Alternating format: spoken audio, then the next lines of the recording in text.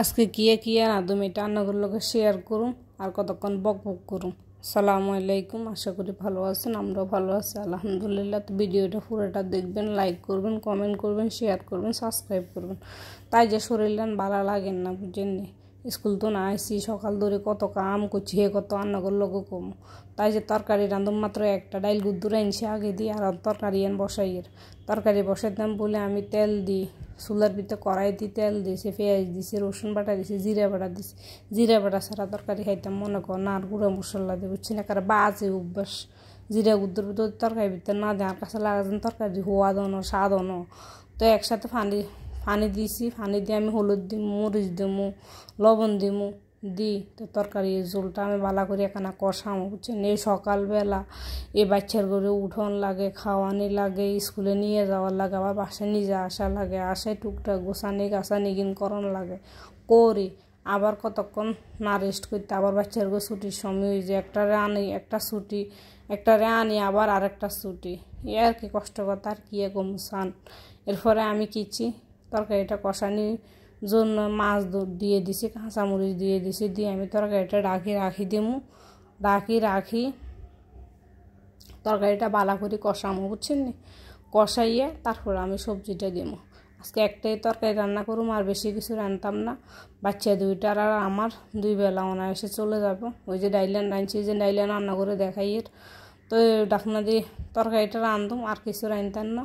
বাচ্চারাও এটা দিয়ে খাইব, নতুন শীতের সবজি খাইয়ে লেব আশা করি। মধ্যবিত্ত ঘরের ফুল হয় সবই তো খাবানি শিখানি লাগবো বুঝছেন। রাঁধিয়ের কি এটা আনারা সই আলু আর হচ্ছে বাইগুন দিছি লগে বুঝছেন, 3 পদের তরকারি একসাথে করে রাঁধুম।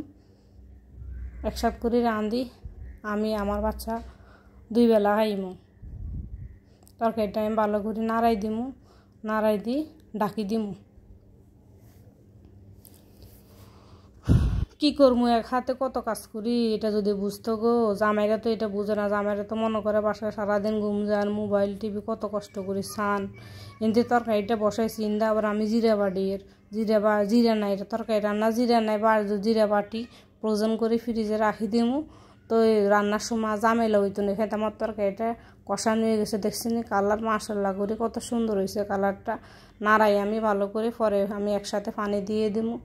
জিরাগুলো একসাথে বাটতেছি এই জন্যই, কারণ প্রতিদিন তো আর জিরা বাটা সম্ভব হয় না। রসুন যেরকম আমরা আগে দিয়ে ব্লেন্ডার করে রাখি দিই, আদা ব্লেন্ডার করে রাখি দিই, জিরাটা এরকম বাইটে আগে রেখে দিতে হয়, তা না হলে রান্নার সময় প্রতিদিন জিরা বাটা পসিবল হয় না।